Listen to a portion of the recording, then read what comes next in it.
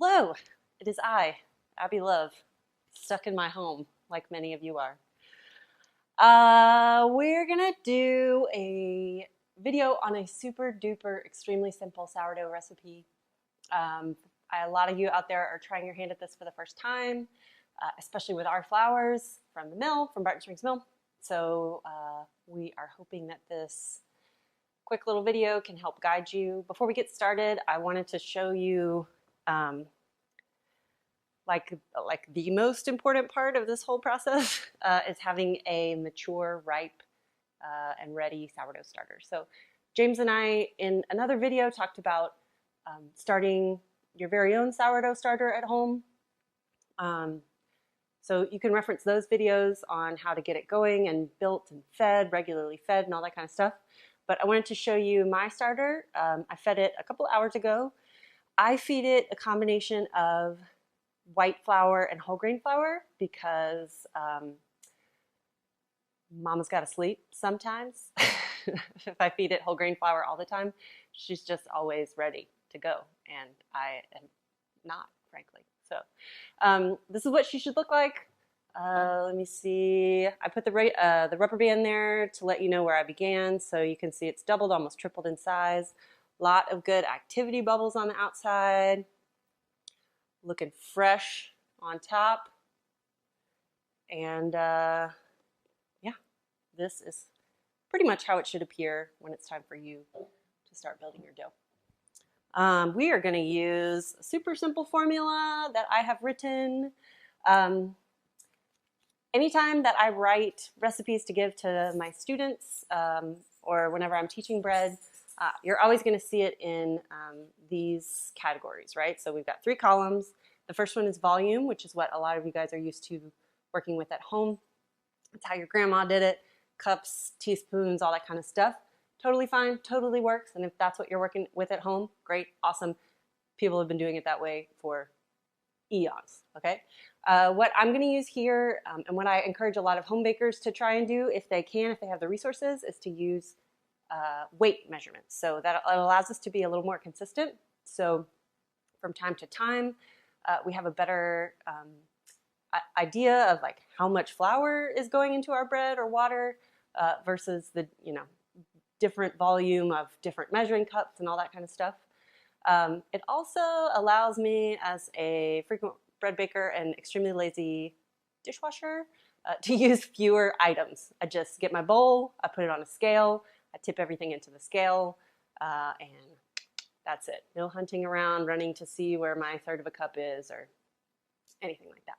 So also I use metric weights because it's a little bit simpler to scale up and down if I want to double or triple or half a recipe. If you've ever tried to divide like 1/2 of an ounce, like what is that? Nobody has time for that. Okay.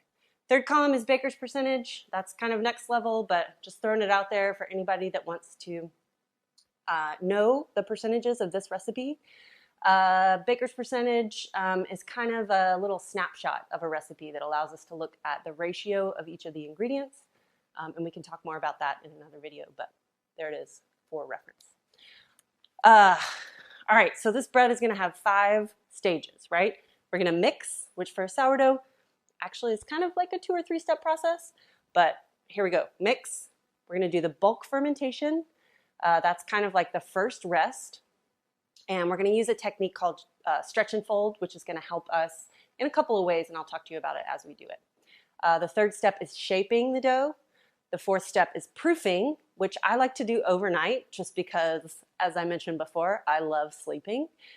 So unless I have strategized on having my starter ready at a certain time, this whole process can take minimum 8 hours or up to 24 or more, and you get to manipulate the timing. So since the proof tends to be a long stretch, I like to do it in the fridge overnight, and then I get to get up and bake fresh bread in the morning.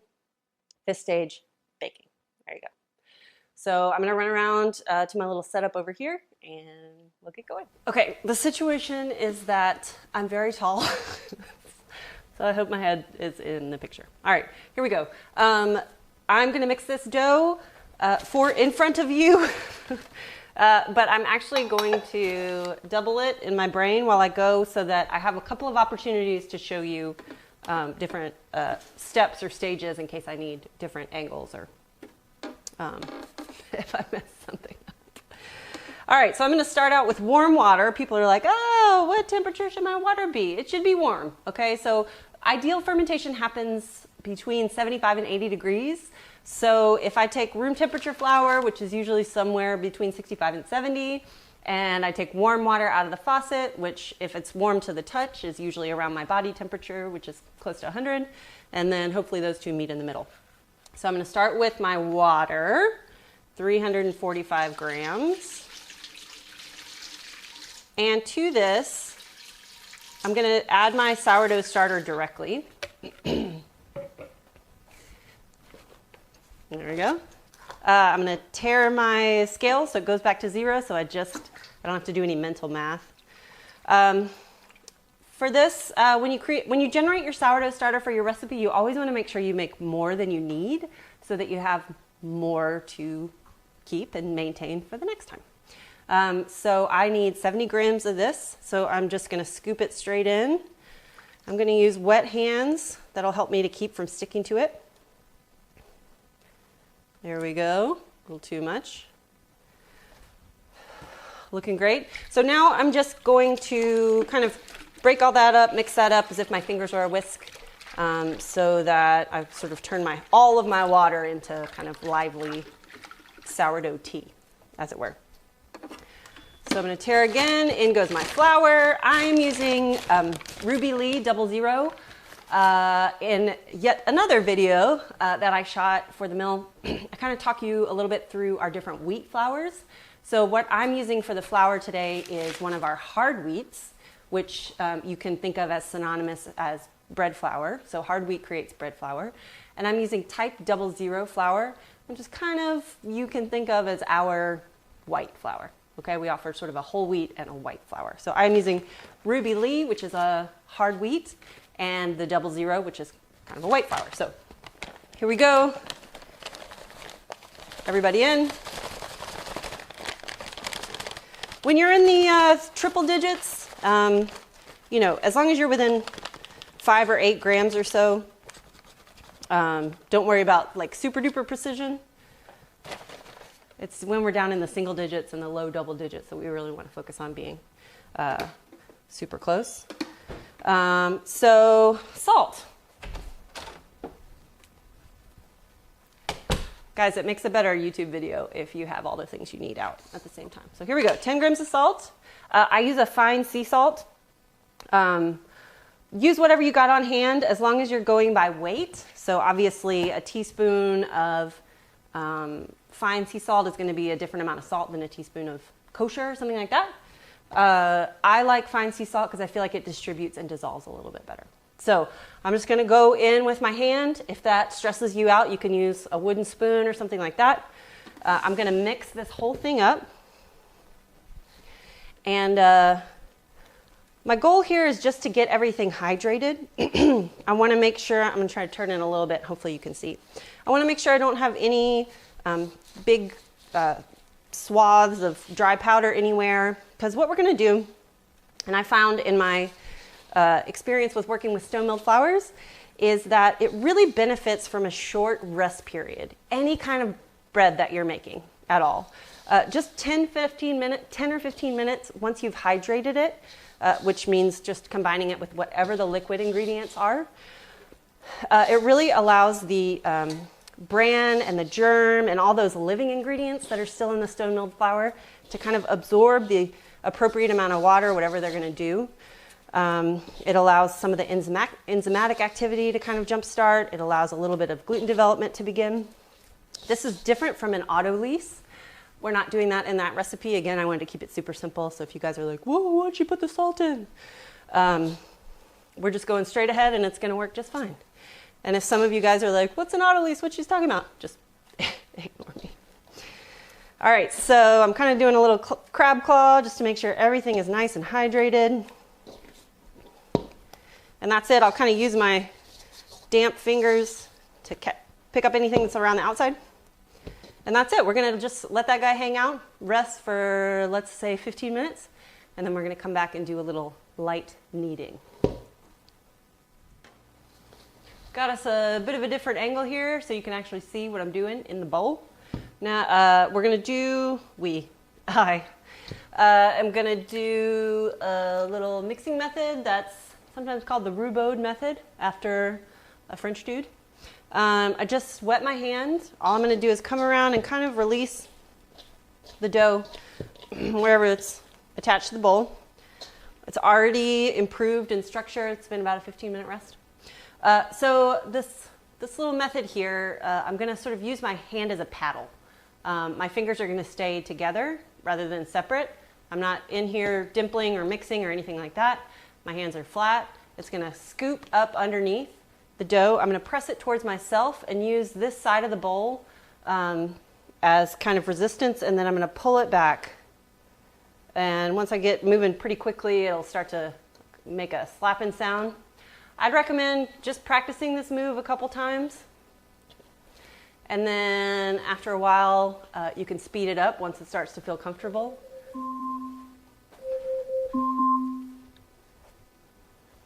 Thank you, Alexa.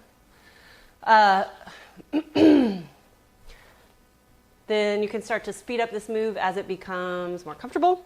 And basically what we're trying to do is to simulate the work of a spiral mixer, which is what we use in a commercial kitchen environment.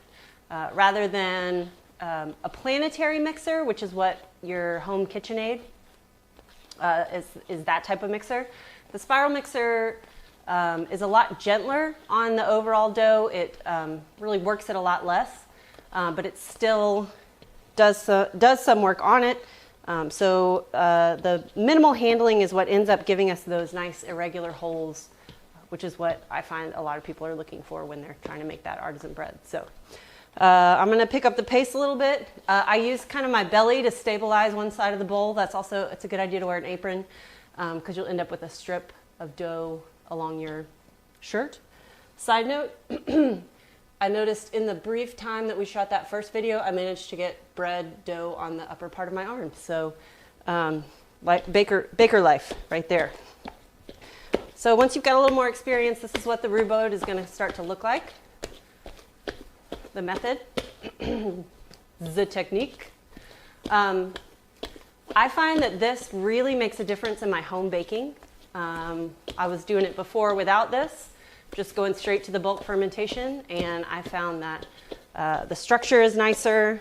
Basically, we're going to do a lot more work on the front end of mixing this dough together, and in fact, we are still in the mixing stage before we start to go hands off during the whole rest of the process. So I'm going to do this for 5 to 7 minutes total. Physically, I cannot do this for 5 to 7 minutes, so often what I'll do is set myself a little timer. Do 2 or 3 minutes, take a break, and then come back and do a couple more minutes. So I'm going to do that without you watching, and we'll check back in when I'm done with the Roubaud.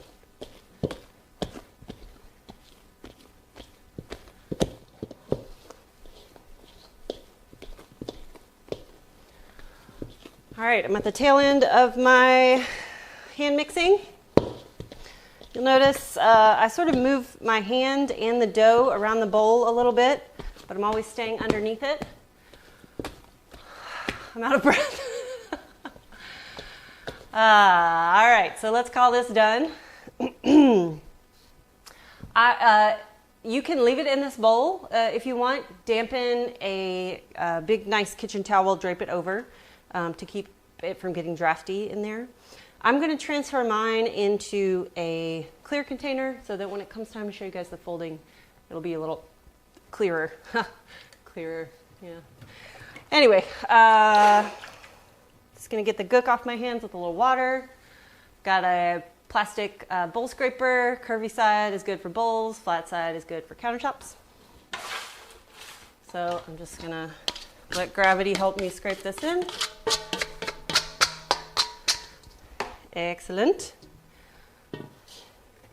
If your bowl is super duper crusty, please transfer it into a clean bowl to begin the bulk fermentation. It's just going to make your folds a lot easier. So I'm going to cover this guy up so it begins. We now start the bulk fermentation.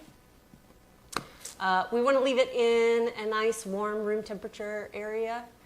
And we're going to check back in about 30-45 minutes. And we will do a handful of stretch and folds during the course of our 3.5 hour bulk fermentation. See you in a bit. Okay, have a looky-loo.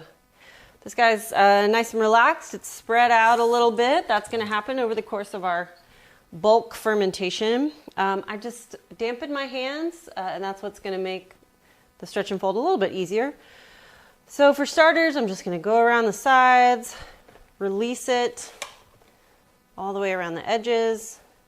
The stretch and fold has two purposes, or two main purposes. To redistribute the temperature, so it might be hotter on top and cooler on the bottom, and to start building up some gluten strength and activity. So I'm going to do a pretty aggressive fold on this first one. It's what we call a coil fold. So let's see if you can tell. I'm going to kind of lift up and let the top side of the dough fold underneath. I'm going to go from one direction all the way as far as I can. And I'm just going to rotate it while it's in the air and repeat on the other way. And then that's it. That's one fold. Do. We'll check back in another 30 to 45. It's been another 45 minutes. So you're really starting to see a bit of activity now. The overall dough is looking really bulbous. I'm going to just go around with a slightly simpler fold this time. I'm going to give it a good stretch and fold it all the way over itself. I'm going to do that from each end.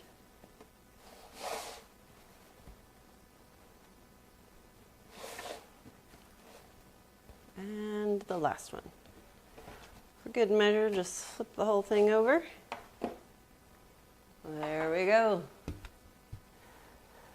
I think this guy's on track for a good 3.5 hour bulk.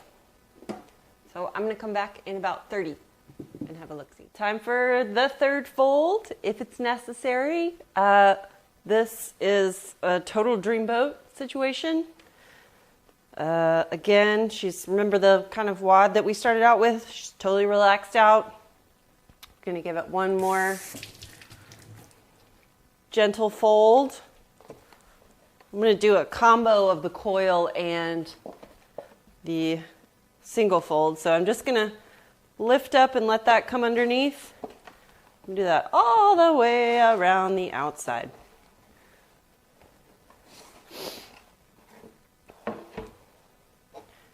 There we go. Now we're going to let it do a final rest before we come back and see if it's ready for shaping.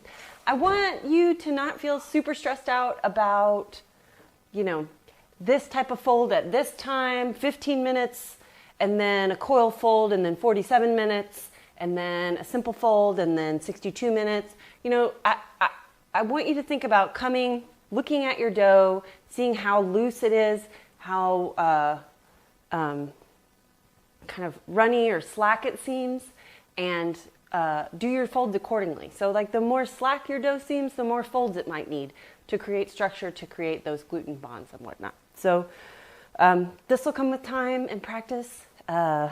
Practice is the only way to get good at this, so start baking all the time. I know you have the time.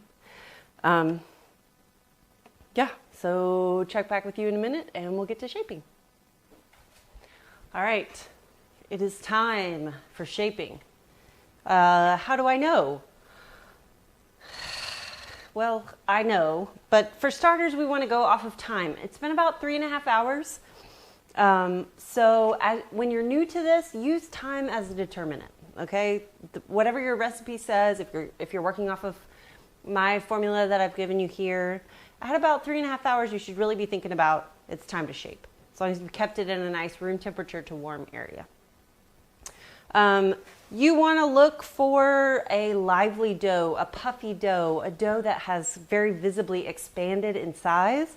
I can tell that by my side here. That's kind of also why I chose a clear-sided container. But overall, it looks like a more energetic dough. Another little trick that we can use is the float test. Get my hands wet again. So I'm going to pinch off a little chunk of this dough, and I'm going to see if it floats in water. I'm going to be careful as I pinch it not to deflate it if I can. Bam. It's a good indicator that there's the gas, the fermentation has produced enough gas. It's ready to shape and get into its final resting place. So here we go. If you have followed the recipe strictly, then you will just have one loaf. If you are following along with me, it's the end of the day and my dog is in spaz mode. So if you hear her collar jingling, disregard. So I'm just going to use gravity to help me scrape this out. There's a lot of nice little bubbles along the bottom that I see. I'm going to divide this in half.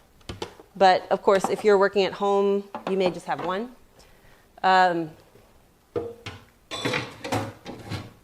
Side note, if you have enough oven ready containers like Dutch ovens or cast irons or anything like that, never bake just one loaf. Always bake more than one if you can. They freeze beautifully and you'll always have bread around. Okay, so I have this nice kind of domed, bulbous, round looking dough.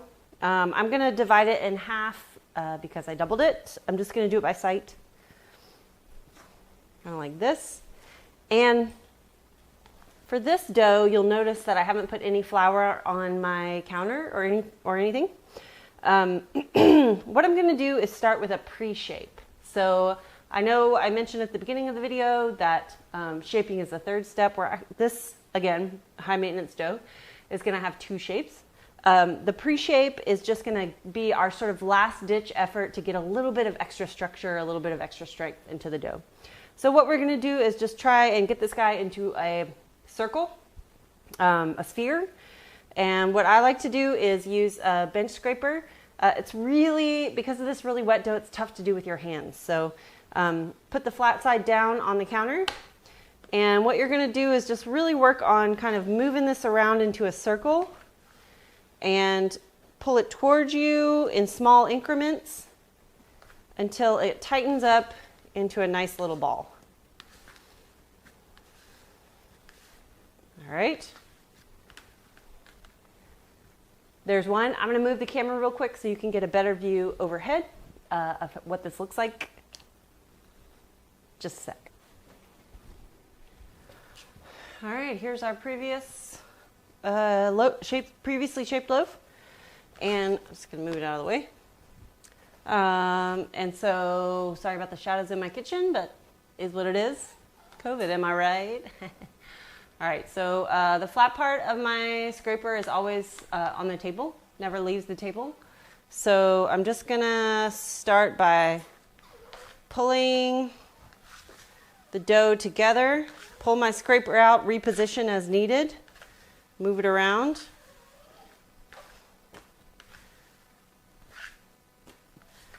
There you go. Let me show you a little bit of what not to do, okay? So if I'm just kind of like flopping this around or flopping it over, right? I'm not doing anything. If my dough's not getting smaller or tighter, then my pre-shape has no purpose. All right? There we go. Now we're going to let these guys rest for another probably 15, 20. Tighten that guy up a little bit. And then proceed to the final shape. Let's shape. Starting with these baskets. Hello. This is called a banneton. If you can get one of these, we sell them at the Mill website. You can order one from us. If you don't have one of these, use a tea towel and a colander or a bowl, no problem. I'm going to start out by dusting my bannetons with a mixture of rice flour and all-purpose flour, or wheat flour. If I use just wheat flour, it tends to, because we're doing a long proof, It tends to hydrate over the course of the proof and become part of the dough. So we basically create glue between the basket and the loaf. And I like to describe this as a nice heavy snowfall. The dough is going to rise over time, so we want to make sure that there's little nice freshly fallen snow on all the ridges all the way around. Here's what I don't want you to do.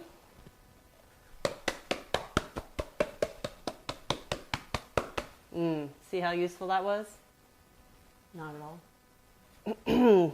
So gently rotate in the air while you're doing your heavy sprinkling. Don't be shy.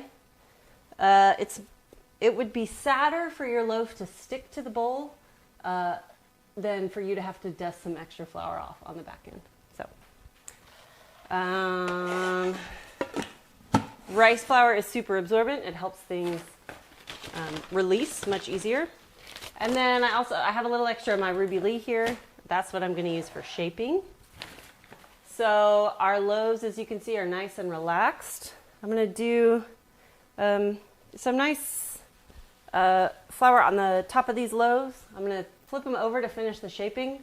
I'm not really going to do any flour on the counter, just flour on the bottom of the loaves. Okay, so here we go. My goal here, flip it over. My goal here is to get some nice tension that's going to help with the final rise and oven spring of our loaf. So I like to do what's called stitching. So what I'm going to do, these first couple of moves are really geared towards stretching out the bulk of the dough. So I'm going to come underneath at the bottom. I'm going to stretch it out just a little bit, a little tap and slap. Give it a good stretch and fold it up, I don't know, about halfway, a little over halfway. Then I'm going to grab two pieces from the sides and kind of create two tabs that direction. Tap while I stretch and fold those just over each other in the middle. And then I've got some unexposed dough up here. I'm just going to create some tabs with that and kind of fold those over each other. And I'm going to repeat that motion all the way down. So generating a little bit of tabs, just kind of making some more surface tension on my dough. What I'm left with is a nice little kind of papoose situation. So I'm going to take my top tab, bring that down about halfway, and then I'm going to bring the top to meet the bottom. Looks a little something like this. Just like that.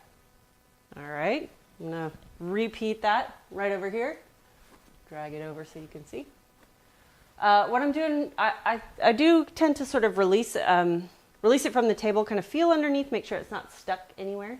At this point, it's a real balance between making sure you have enough flour that you're not stuck to the table and not having so much that there's a ton on the outside of your dough, so that when we start to fold it and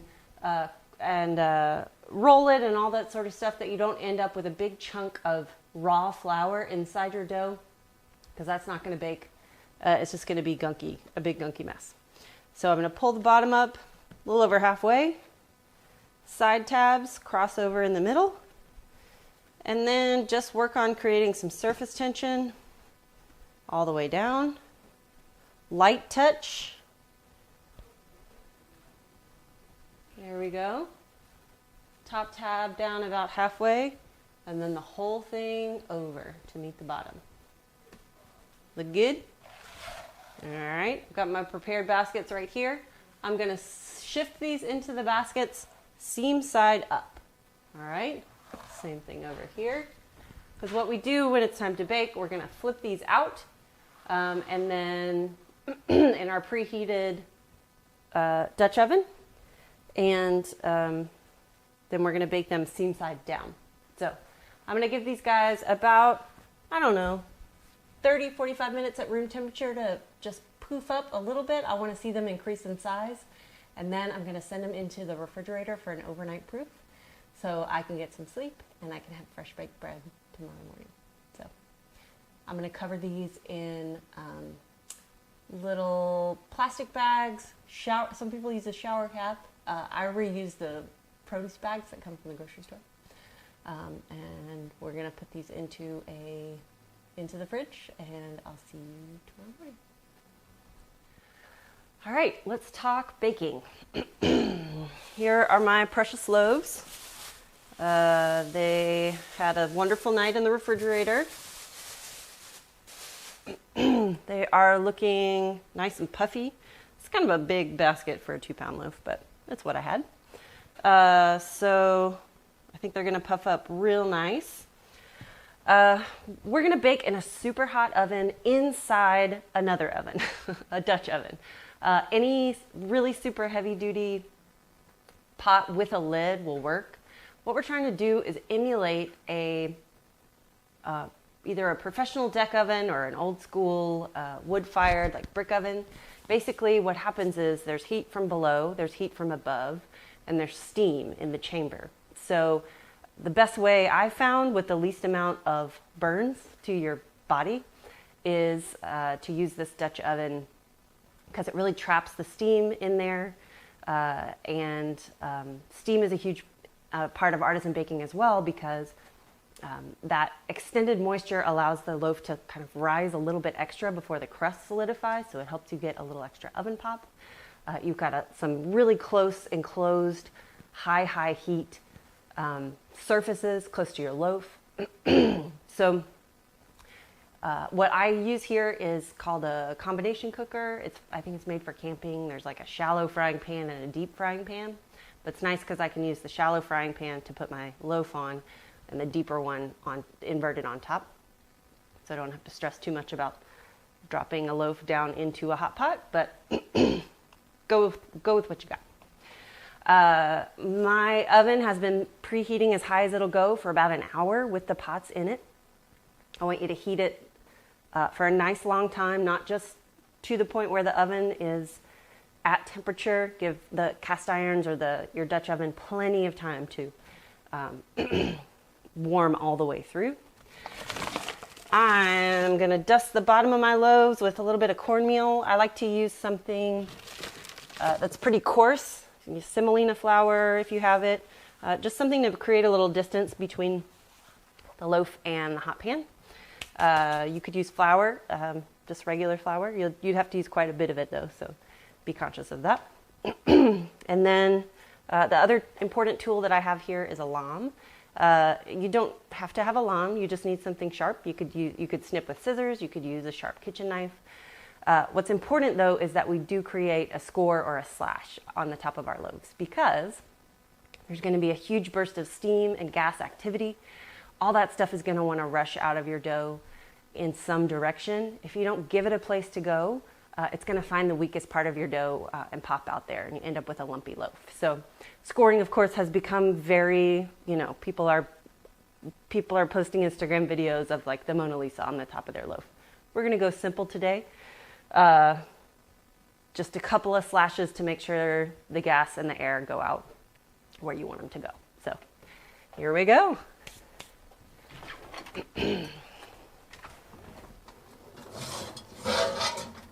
Whew. Nice warm oven air to the face.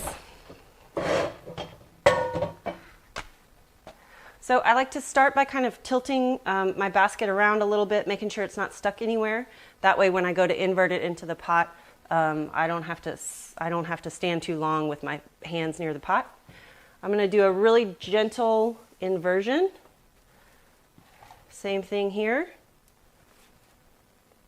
Kind of rotate it around. I'm going to use my other hand to kind of guide where I want it to go. And let's see. On this one, I'm going to do the little top hat number. And on this one, I'm going to do some maybe some spirally swirl situation. We'll see how that goes. Yeah, okay. All right, so my lid gets inverted on top. Oof. Just like that. If flipping these directly into the hot pot makes you nervous, you can always create a little kind of sling of parchment paper and invert, score, and then lower your parchment paper down into the hot pot. And then these guys are going back into this Woo, blazing oven. We're gonna cook it for, we're gonna reduce the heat just a little bit. I've been preheating as hot as my oven will go. And every oven's a little bit different. But we're gonna take the heat down to 475 and cook it for about 20 minutes. And in that time, we're trapping the steam. We're letting the kind of initial rise happen. Then we're gonna take the lid off, drop the heat a little more, and cook it for another 20. It's been 20 minutes. We're gonna de-lid.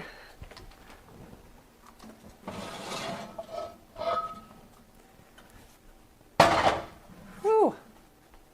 Looks pretty good.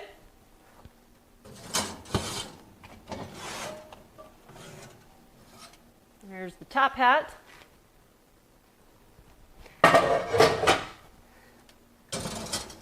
All right, taking it down to 450 and cooking for 20 more minutes. Friends, our journey together is at an end. It's time to pull the sourdoughs from the oven. Join me, won't you?